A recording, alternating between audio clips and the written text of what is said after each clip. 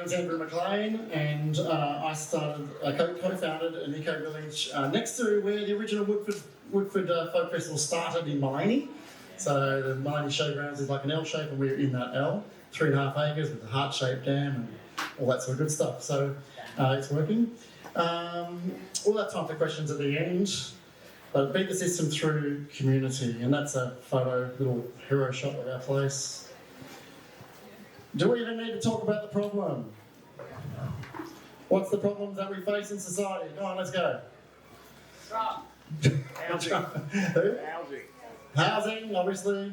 You know we don't really have a housing problem? Yeah, but we do. We've got somewhere between 8 and 14 million spare bedrooms any given night in Australia. We don't have a housing problem, we've got a resource allocation problem. We've got grandma sitting on a place with 5-6 bedrooms, North Shore, Sydney or whatever. And we're still bulldozing koala habitat to build rubbish. Honestly, these new houses are lucky to last 20 or 30 years. They're really, really rubbish. More, what else is the problem? Sense of belonging. Sense of belonging, that's perfect, yeah, absolutely. Atomisation, yeah. Yep. Inequity, absolutely.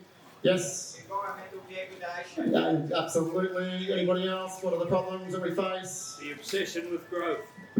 Yes. What would you know, Ian? Yeah. Obviously, population. Population, yeah, it's an interesting one actually, because I think it was a guy that did permaculture, what's his name, Mollison. He used to say that if you had a detached house, so a house on its own, with 2 cars, with a backyard and a front yard, you're using more resources than a village of 2,000 people in Africa. So it's not just about our population, it's about people's resource use within that population, absolutely. But it is a factor. Anybody else? Okay, I've got a few things. Cost of living, housing prices. But I think not really as important as the real problems like late-stage capitalism. I'm convinced we are living right there. Increasing gap between rich and poor, thank you for that one. Planetary overshoot, has anybody heard of that one? They're sort of like, what would you know, Ian? But it's sort of like, what is it, 9 sort of factors, and I think we've overshot on 7 of those. It's insane. Ecosystem collapse, military-industrial complex can't be forgotten. We were in Maloney with that. We were looking at a movie, and it was about those metal balls at the bottom of the ocean. Has anybody heard those? Those nodules, polymetal. They take millions of years to form, and they're just they're trying to stop this deep sea mining to get rid of that. And they're saying that this is to fuel the EV revolution and stuff. It's not. It's to fuel the military-industrial complex. A lot of it's going to go into war and social atomisation. Isn't it time for a new model? And it is nice to be able to talk about a solution rather than just a problem. I've got a little quote here. I love this quote. I have a little bit more on the foldback. It's just a little bit more on the foldback. It feels like I'm sort of yelling. This is from a book called Finding Community, and it's a compendium. There's 2. This is like the original one is like the Bible if you're going to start a community, and that one's called Creating Community Together. And this is a little second edition or second appendum for Finding Community: How to Join an Eco-Village or Intentional Community. And this is written by somebody writing to the author, and she says, "Yearning for our tribe. While we love our friends dearly, we keep dreaming of our tribe. It seems we have this persistent memory of tribal living, of being an integral part of the self-sustaining circle that includes humans and other beings, as well as the piece of the earth they call home. Living here in suburbia," this person hadn't yet moved into a village, "living here, we see our friends every couple of weeks if we are lucky. That's not tribe. I'm greedier than that. I want to wake up and see them at breakfast, weed the garden later elbow to elbow while we talk, stop by to help them build their house, participate in meetings where we plan our lives together. I want to know them deep in where the hurt lies and offer little bits of healing daily. And most of all, I want to be in the land we share till we die and are scattered there. mixing and mingling ashes as we did our lives.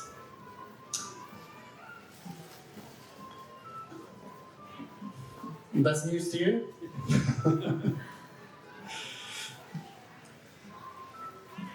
System only works by distracted, stressed worker bees. I mean, I think 30% of people know. It's a sign. I think Ian talked about this. That 30% of people know that they're in. It's a very scientific term. It's called bullshit jobs. They know they actually don't contribute to society, but they're getting paid for it. And really, yeah, I think more and more people are starting to understand how the system. Many people are one paycheck out of homelessness, and that's a pretty good reason to get up out of bed in the morning, and pretty good reason to do a job that you don't love, and pretty good reason to sell your soul, actually. So we've got life at Maclean Eco Village. So I live in Maclean Eco Village. I was the co-founder of that. In pictures, so let's have a look at some of the things. So that's our sort of share house. That's our part of our dam. That's a heart-shaped dam there. I'll just whiz through these. This is our little toilet and paths and so forth. That's one of our cabins. That's the inside of that cabin. That's the we built this fire pit. It was somebody's idea, and we did it in a day. And then we just extended it and really, did this gaping wall and arbour and everything. It's really, really beautiful. People drop in and we have a good time. We don't own a TV. We do play a lot of games at night and that sort of stuff. If we want to, we can have a chat with someone else around the world or whatever. I think that's a better life myself. I love the kids look in the face, look at me being crazy. That was the first stone wall we ever built. We all have little dreams of what our house is going to look like, what our natural build is going to look like, and until you actually get to a place and find out the resources around it, then you probably know what you're going to build. So there was a lot of stone in this place, so that was a little practice run on a retaining wall. We're moving stones over to our outdoor shower. If anybody's talking to council, it's a fountain. Again, playing games in the community space. Again, at community space there. Winter, obviously, is the fire is on. Little fella there. Lots of stuff going on around our place. Isn't he cute? Bob. His name is Bob. That's actually my place. So you can see there, has this got a thing on it? No. Same shirt on. Yes, that's I'm not, I live very simply, so I've only got one shirt. And that's those walls. On the left there is the stone wall that we built out of the stone that was already there. Because it was a dairy and there was lots and lots of stone where the cows used to hang out to stop them sinking in the ground. So as you can see, lots of stones. We just built half a house out of it. Bit of a gardening thing, bit of a bird, and the person that rescued it. Some lovely nature shots. That's actually a invasive species, but it looks nice. I don't have many KPIs. Everybody knows what KPI means? Yeah? Key performance indicator if you're not in business. I've really only got 2 KPIs. If I can get through a whole day without shoes on, that's one. I've won in life. And the other thing is how many mushrooms are hanging around. So like when a lot of the trees, when we sometimes have to fell the trees, when the trees fall down, and we just leave it there for the mushrooms to go wild. So no need to chip it all up. That's just fossil fuels. When it actually makes really beautiful mushrooms and habitat. That's our kitchen. It's an outdoor kitchen. If it council's here, it's the outdoor barbecue area. And that's Gav over here took this photo from a drone, and that's sort of where we live. I can sort of show you, I guess. Is it still going to work here? That's the main share house up here. Behind here is the toilet. That's the outside kitchen. Outside barbecue area. That's the old bales, the old milking bales. So that's our shed. That's the place that my place I was talking about with the stone. And over here is the outdoor shower, fountain, and that's our hot water. We actually don't pipe hot water to the kitchen. If we need hot water, we just walk over. It's like 20 metres, and when you live here, you're a lot more fit. It's really not. We're so used to going 2 steps to the food, 2 steps to the washing, and this is just not like that. And it's really good for humans. Humans need to move, not too much, but move. And that's the other cupboard now. Thanks, Gav, for that one. Okay, so beat the system through community. I mean, how much does government spend on DV? Health/loneliness are the results of. Affordable and social housing, community, and wildlife and land conservation. I would imagine if we had figures for that. I don't know those figures. But community can really solve these wicked problems. If I went to the government and said, I actually have a program that can solve these problems. Now, when you're in community, the DV thing, the domestic violence, you are watched. People know how much toilet paper you use. You're very much likely to be a better person. And if like I said, if I went to the government and said, I've got a program that could do all these things, they would probably shake their head and go, you're on something, mate. What did you just like? But actually, community can do this. Eco Villages Australia is actually an environmental charity, so we're there to look after the land. We buy degraded land and we work on that over time. Community, I really believe that community is the answer in almost like how long have we actually lived like we do? Like if you lived in Brisbane, if you grew up in Brisbane in say Red Hill or something, and then when you got married in the 40s and 50s, you then went out into the boondocks, probably like Newmarket, and bought a house, and that was your community. The 3-foot chain wire fences out the back. You built community in that area. You all went to the same local school. You all went to the same local shop. You all went to the same local football team. You all went to the same local church. Like that, this is what you did. And so when did that stop? When did we start buying a house and then driving to going past 16 football teams, clubs to get to the best one? Or 16 shops to get to the best one, or 16 schools to get to the best one. When did we do that? I think we've only did that in the last 40 years. And that's new. That is very new in the whole history of humankind. That is very, very new and destructive. So I think we're going to have to get back to that in some ways. Obviously, the oil shock is starting to challenge our views of the world. Now,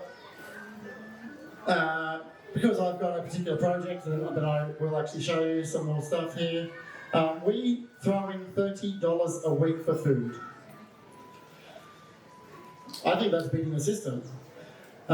We do get given a bit of food, we do reclaim a bit of food, we do grow a bit of our food, not massively. We haven't really got very passionate gardeners there at this stage. We've had them; they go through, but it's not. We just eat a lot. We eat very simply, but we feel like we eat like kings. I'm usually only on the cooking roster once a week. That never gets old. I tell you turn up to the kitchen every night, and someone's got a food for you. I love that. But we really have to start thinking about how we're going to beat this system. In some ways, I live my life to destroy GDP. GDP is a stupid way of actually measuring success. War is really good for GDP. And it's a very, very foolish way to measure. And if I'm Coca-Cola, if I get a ship to drop into Japan on the way to Australia or somewhere, then that actually impacts, that is good for the GDP of both those countries. It's just crazy. I had a figure once, there is something like 20 million litres of bottled water, that's not even a product or anything, that goes from the UK to Australia any given year. Guess how much bottled water goes from Australia to the UK every given year? 20 million litres. Fill your own bottles up. Really, like capitalism is crazy. $30 a week for food, $250 a week for rent, including utilities. We don't have any landlords because we have a collective stewardship model where we collectively steward the land. It's much more like First Nations sort of principles of kin and country. We see, obviously we live in Australia. Something or someone has to own that land. We chose a something, the charity, the non-profit, and we all collectively steward that piece of land. And in doing so, we've actually taken that land off the speculative market forever. We bought it for $656,000 or something back in 2019. I got offered, a developer rang me and said, hey, I'm what was his name? Elijah from a developer. And I said, I've been expecting your call. Not Elijah, but a developer, And he gave us a figure and 2.1 million. And I said, we're not interested. We've actually developer-proofed this place. And then I thought, damn it, I should have asked him how much he was going to give me because he didn't give it straight away. And I said, well, as you know, because I've seen indecent proposal. I said, as you know, everything's for sale. And unfortunately, that's correct. It's terrible. It's like our air and our water, everything is for sale under our scheme. It's terrible. But I just said it back to him, everything's for sale. How much would you give? And I eventually offered 2.3 million. Our conversation went for about 2 seconds with our team, with our village, and we said we're not interested because we've developed a group because nobody gets that money. It just has to go back into another property if we're going to sell it, and presumably we go further out of town. Everybody has to buy cars again. Blah blah blah. It's not worth it. We've spent a lot of time on this one. We love it. It's 5-minute walk from town. It's developer approved.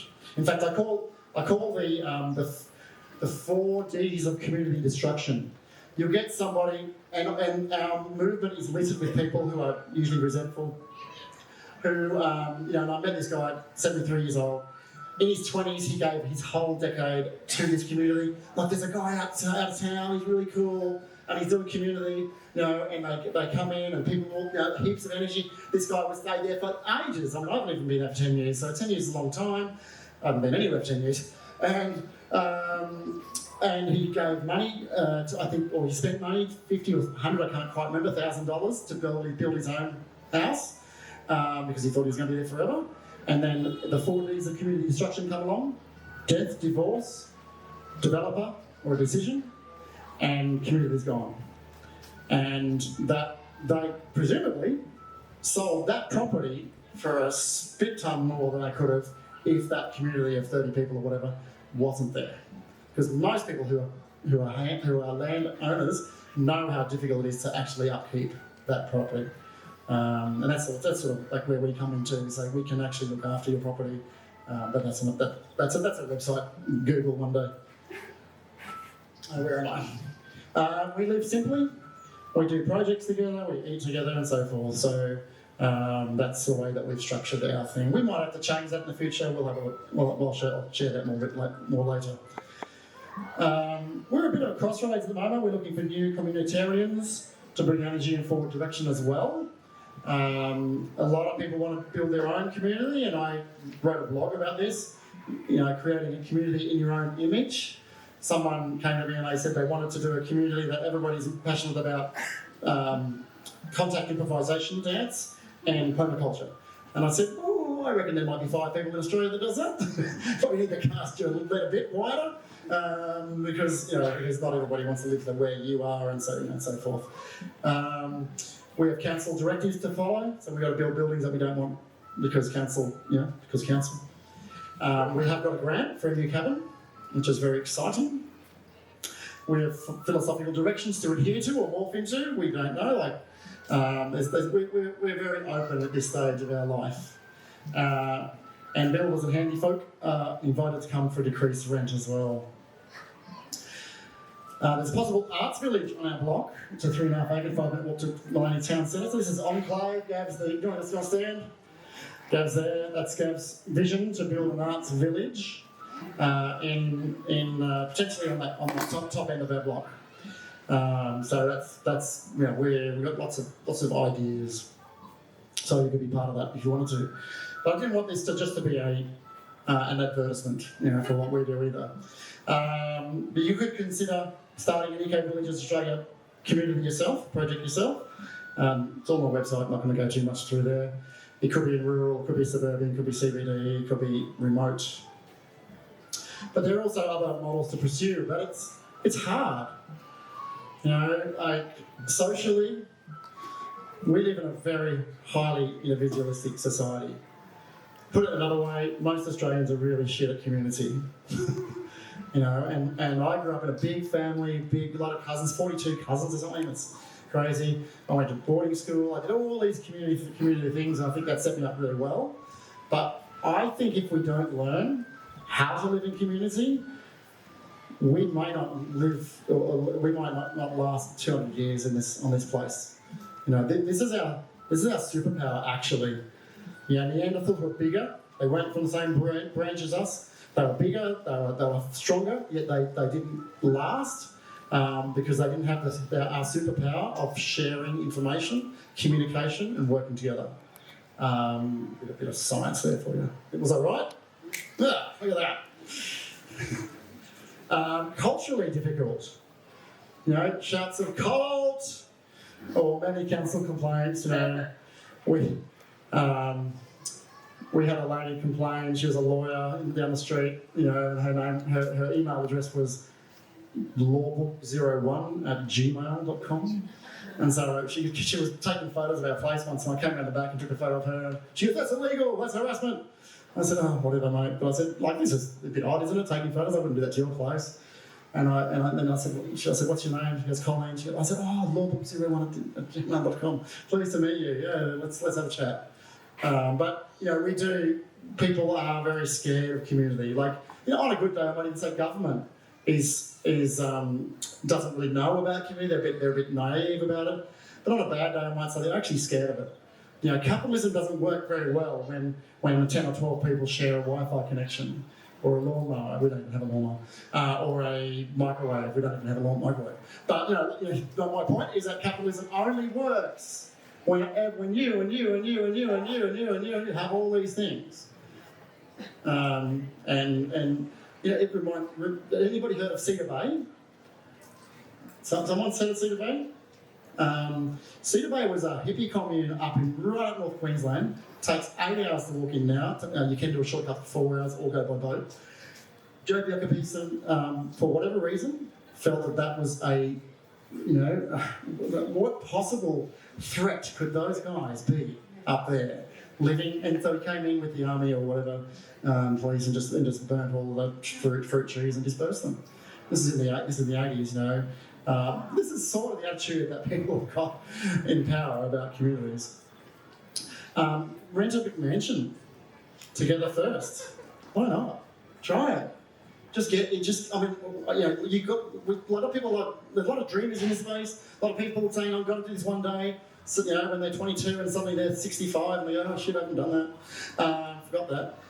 Just do it, it's really good, you learn a lot, you learn how to hang a lot. I am a good example of this because I was so excited about the building, learning new skills. I'm a mechanic, I'm with my hands, but I learned a lot about building. I wanted to know about your recipes and the way you grow stuff. I really was excited about it. And to my shame, I did forget the thing that I really needed to remember, and that was my own personal growth.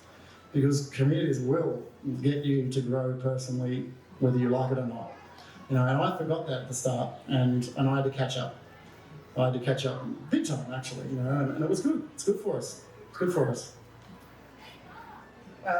Join another community. Crystal Waters just around the corner. Starlight, Coromban. There are places around, but a lot of people are just doing the rental thing and that sort of thing, and doing and you learn a lot. There's one that in fact I talked to somebody just this week from Crunchy Town. It's no longer happens now, but in Melbourne there was this warehouse community squat. 30, 40 people would squat in this warehouse. They had parties, and then when the cops come, they'd shut all the lights off and they took the kill switch. And it was a fascinating community, fascinating. I wanted to spend a bit of time with your questions. So we do have a mic, apparently. Someone? Hello, On the Ryan? stand next to you. On the stand next to me. Yes. That's not it. That's not it. That's the one there. Gabriel. Just make sure it's on. Number 3, if that means anything. Back to.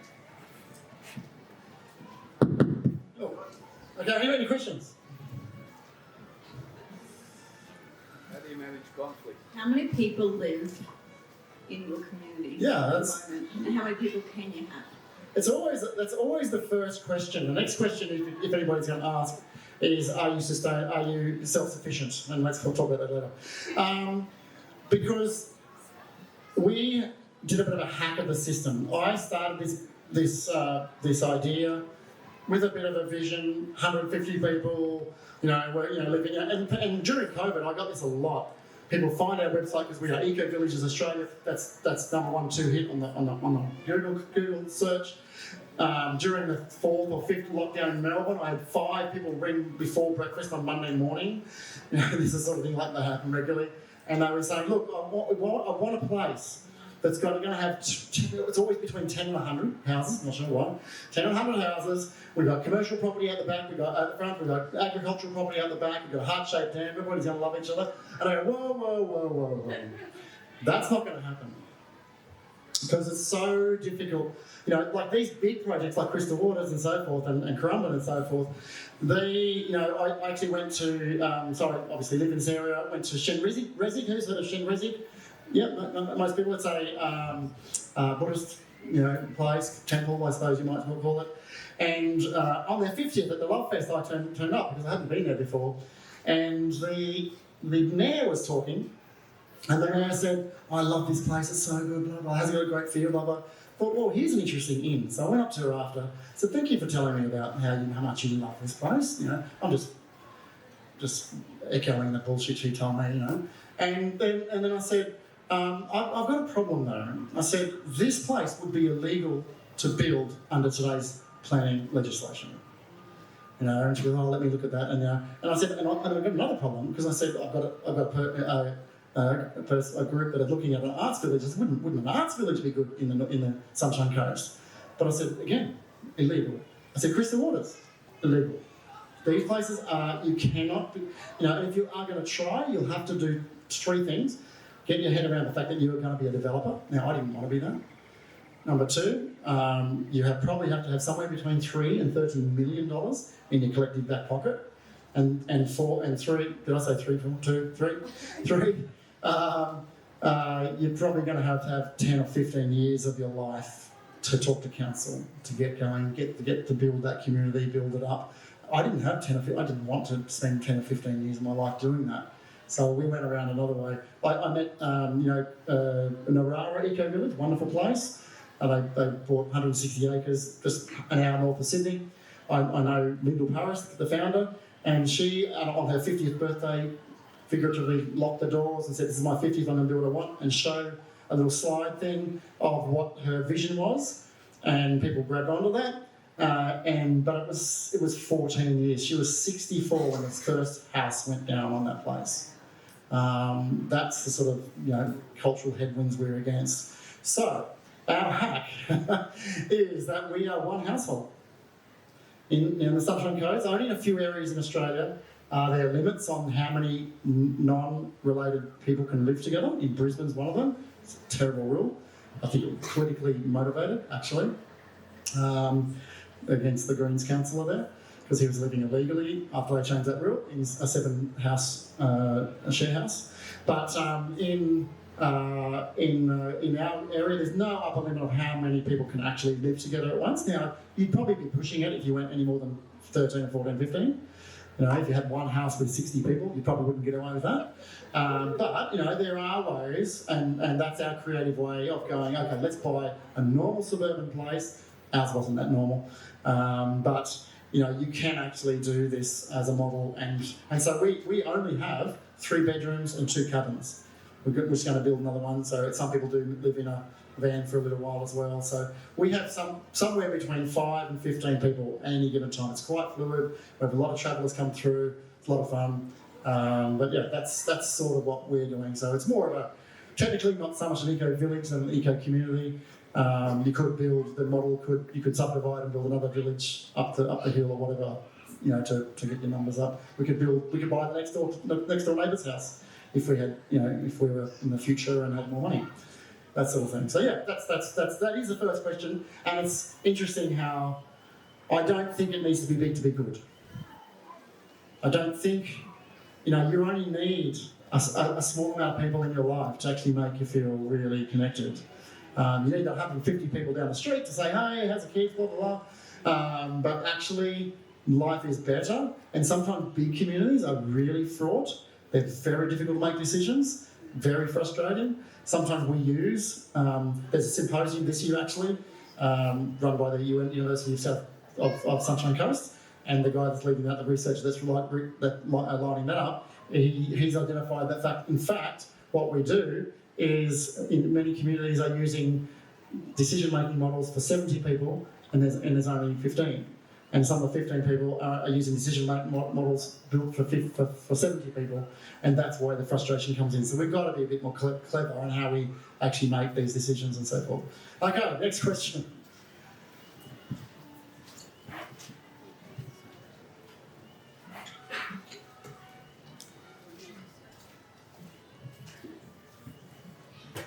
Look, thanks so much for the talk. I'm just interested in the scalability of some of what you're describing as well. So my mother-in-law, for example, lives in one of the large corporate lifestyle resorts, which are not sustainable. Are there learnings that those corporate entities can take from the kind of model that you have to a community that has hundreds and hundreds of people of only one age demographic, for example? Yeah, that's a very interesting question. I don't think anybody's asked me that before. As we look into the future, we're looking at funding models and that sort of thing as well. And I make it very clear that when people come to our village, that this is not the model. That we live very simply, but you could collectively buy a 5-star resort, when Collar Farmer goes broke, and create community in there. And so it might look very, very different to our place, So it's very scalable in the sense that, any suburban block or house or McMansion or block of units could be used in this sort of way. We wanted intergenerational communities as well. I think there's something to be said there. Kids in a small group, kids do change the dynamic a lot. That's to be navigated. I think we've got to not necessarily demonise the systems that work at the moment. They may not work for long. I don't know, but there's there are aged or over 55 group things that are going broke, and that is one of the things you could buy into as well. I think for me, design always wins, and you'll notice the design of our place. Like a good example, we were going past, I was showing people around, about 8 people, and we went past the laundry little room, and I just said, "Oh, sorry guys, I just got to talk to Jörg, this guy from Germany." And we had this 10-second conversation that was obviously important. And then I turned around and said, sorry again. And then I walked along, and then I stopped and said, hang on, that's a really good example of how we designed this place. Because the design, when you design for one block, one house on one block, you immediately design away community. You design isolation. We wake up 20, 30, 40, 50 years and we go, why does my life suck? Well, we've designed it like that. We actually have designed it like that. When I got wealthier and wealthier, I was in a good business. I really wanted a button. I knew a button. If I had a button, I would have made it. And that button is for the garage door. But when I got that button, it was like, bzzz, we'll drive in, internal staircase up. I actually realised that I'd cut my neighbours off in my life. Because we've got 10-foot, whatever, fences. Is that group the Older Women's Collective? Oh, yes. Yes. What was that called? There's a group of old women's collective around the place. Can't remember what they're called, but yeah. There are We went to that there are thing. definitely different models around. We went to that thing up in Nambour. That's right. That's right. Yes. You're not one over here. Two behind. There you go. 10 minutes to go. Any tips for dealing with council? You really can't get away with. You can't. You know, a lot of people. Not one sovereign citizen has gone to court and actually won anything. So if you get stung by council, you're going to get stung, and you're going to have to comply. There are definitely tips though. Don't ring up with your phone number and say, "Oh, I've got this property out the other side of Reeseville." And they've got your number, they've got your recording, they know what you want to do when you're nice and green and what's the word, experienced. And so when you get experienced and so forth, then you talk their language, they just go back to what you originally want to do and they know.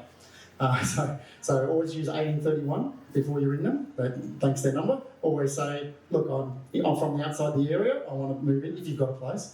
I'm thinking about moving in, what would you do in this situation? You can don't give them your name, whatever.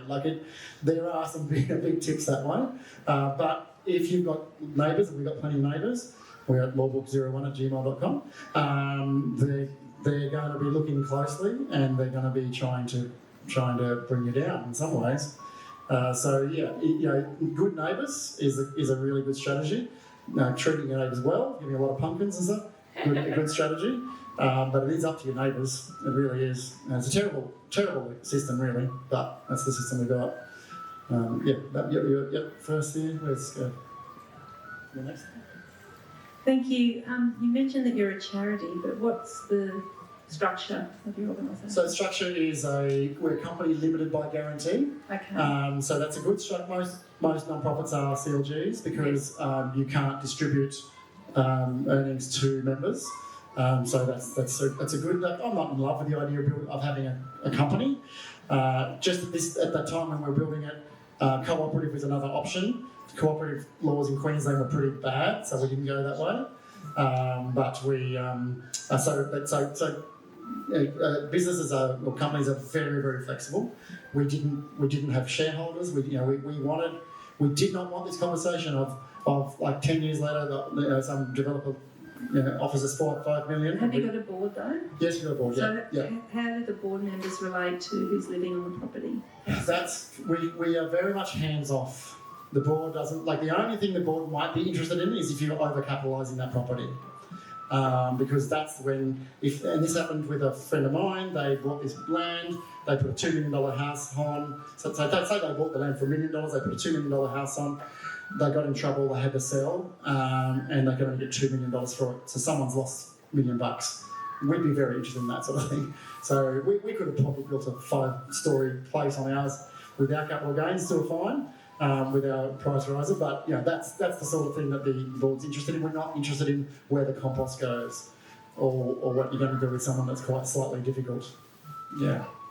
We have a very hands-off approach. Yeah. I did it. Oh, sorry. Can we have this down here next there, Gav? Yep. Oh no, next. Next. Okay. Thank you. What kind of decision-making process do you use? Do you use something collaborative, like Narara uses sociocracy?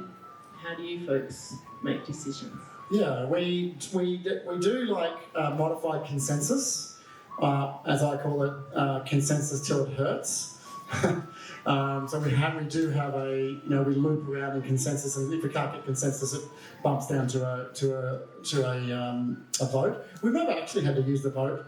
I think what my learnings, I think we did a lot of the right things, because I did have a 2-year break, I went travelling, and my learnings coming back was that I think we do need to change or modify the way that we do our decision making. I think we were too excited about giving people who have only been there a short amount of time big decision making, So and then in the end they were there for 4 months, and we were left with rubbish decisions. That's the sort of so with playing with sociocracy. It's an area that I want to, like I said, with USC, University of Sunshine Coast, sort of research. I want to know and I've done a lot of work in this, but I still feel like I don't know enough about decision making for that sort of size group and that sort of nature of group.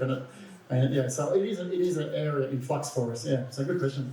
But it is an important question, and that's every eco village Australia, community would actually have some sort of democratic. We're not interested in a benevolent dictator. So sorry, but yeah, down here.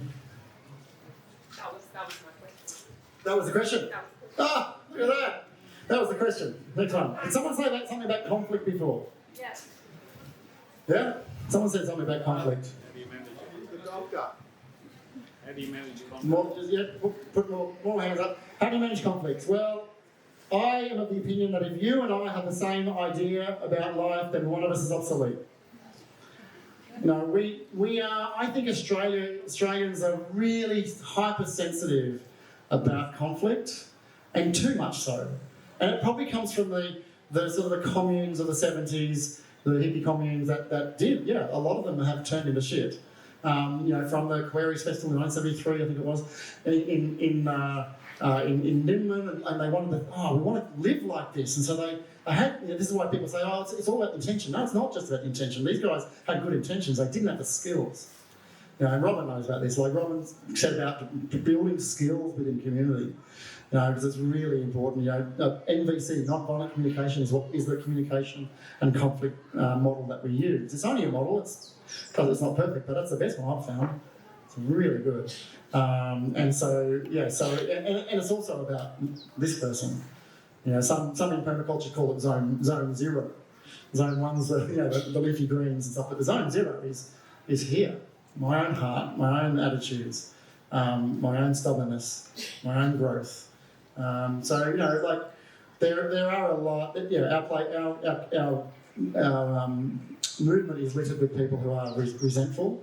I fucking put so much time and effort into this community, and you just don't know nothing. And you'll be hearing from my lawyers. It's just not where we want to be. We want people who are strong, but who know themselves, who can say what they need, who know what they need. That's number one, and can communicate what that need is and so forth. So communication or conflict is overrated. I think it's good to be in conflict. To go, okay, what and often with sociocracy, it's like what can I live with? Am I going to die on the hill of where the compost toilet is going to be? But I might die on the hill if it fundamentally, this decision fundamentally changes the values of what we hold. When we do consensus, that people block. There's some people that block. They're just assholes that sit at the back of the meeting and block every time. But they haven't understood. That community hasn't understood what consensus is. You should, if you're using consensus right, block once or twice in your life, maybe, if something really feels wrong. If it attacks the very nature of what you're about, that's when consensus decision making comes. Blocking comes in. So conflict, bring it on. Let's talk about it. Let's learn from each other. One of the reasons I wanted to get into the community is when I was out at Crystal Waters and I could just hear the conversations between people were a different quality of those around families, around the photocopier or the water thing around at work. They were a different quality because these people have done the hard work, and that's one of the reasons it drew me, is because we know each other better. We can talk about lots and lots of things and very deeply and without triggers is the most important thing. Yeah. Oh, I think, is it one more minute or one more question? One more question. Over there.